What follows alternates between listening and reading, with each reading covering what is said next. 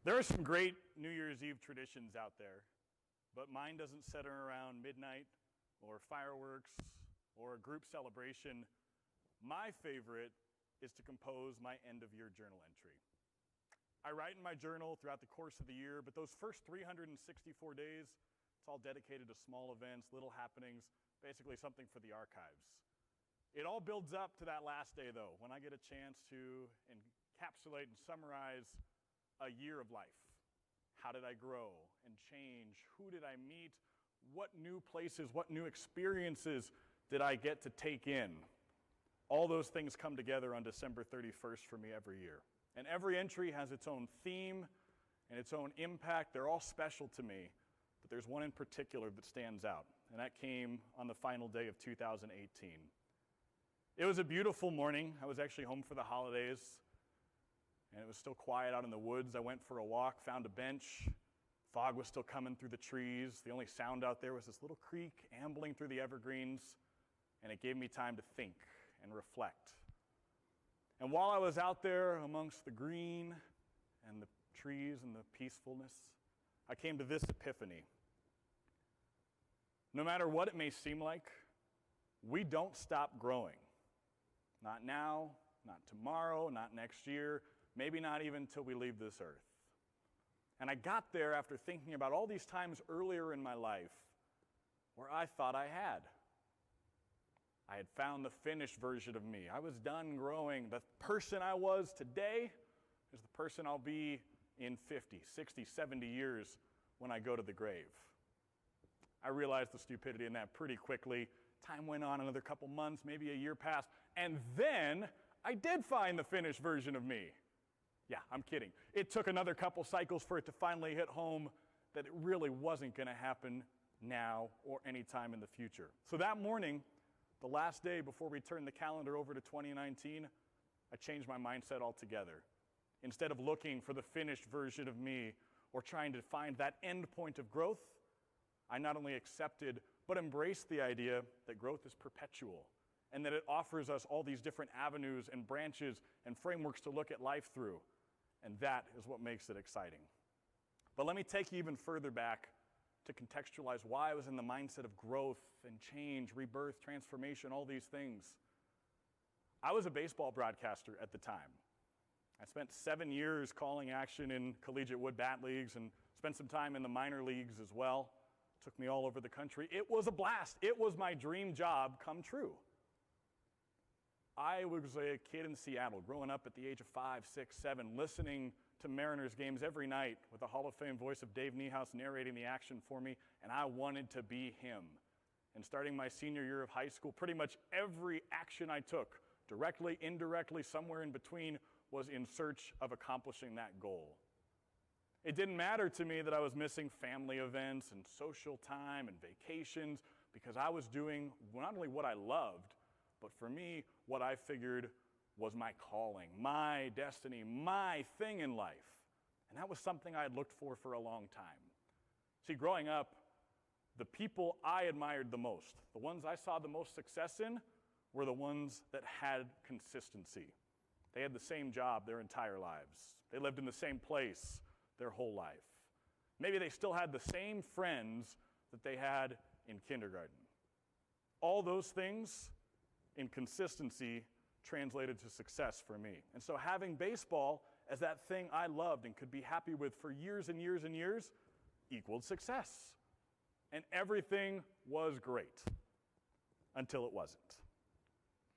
In the fall of 2018, I started hearing a little noise coming from right around here. This red pumping thing. Mine's right about here. You can check for yours. I promise you it's there, though. We all have one. Mine had been whispering to me for a long time that I wasn't quite as happy as I thought. And you see, it was hard for me to listen because I got so accustomed to listening to the pink squishy thing up here, you know, the one that has logic and sense and has a lot of security to it. So when this guy was trying to holler at me, feelings and emotions and uncertainty, it was really hard to listen. But I remember one night specifically in the fall of 2018, this guy got so loud, he was out shouting this one.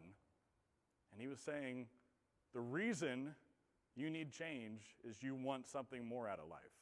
You want to make a difference for others with your work. You want to contribute positively to their lives. And he was right. I wasn't doing that in baseball. I wasn't doing that anywhere else in my life. And it took a lot of guts, a lot of courage to even take a listen to what was being said. And I'll tell you this, just by opening my ears to what was coming out of here made me feel like a failure. I felt like I was failing myself, my family, my friends, coworkers, even the strangers that would tune in to listen to the games I was calling. What were all those people going to think when I gave up my consistency and happiness and success to listen to feelings and emotions and uncertainty and take a risk in life? Naturally, I thought it over for quite a few months. I did have to use a little bit of this guy along the way, but I didn't tune this out. This was a big part of me. And at last, I decided the change was going to be made. I was going to leave baseball and pursue firefighting. Talking about sports, running into burning buildings. Bit of a difference. It was terrifying. It was mortifying to think that I had been on my track. I had found my thing, my calling, my happiness, and all of a sudden, I was going to take this leap of faith and go elsewhere. But I listened to my heart. I made that leap. And then I started listening some more. You see, where I was living at the time when I made this decision was a place that was not good for me. I was there because that's where work was. This guy started to say, take a look somewhere else. I found Fort Collins, Colorado in the fall of 2019. This guy led me here, and it's one of the best things that's ever happened to me. And you know what? I listened some more. Remember how I told you I wanted to go into firefighting? I did. I started at least. Part of the training for that was to get a certification as an EMT. And while I was going through that process, he started yelling again, out screaming, this guy, saying, this is what you want to do. Contributing to medicine, contributing directly to patients instead of running into buildings and rappelling out of windows is how you can make your biggest impact on others.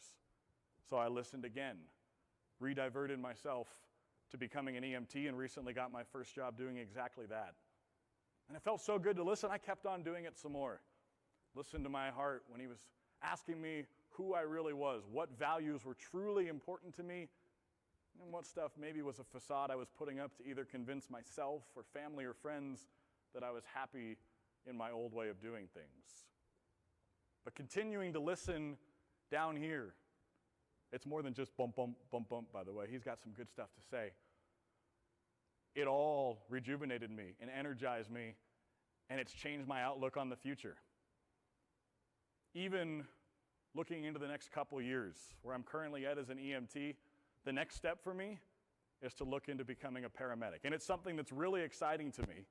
But get this, there's a Walden University study out there that says the average length of a paramedic career fits on one hand. It's 4 years.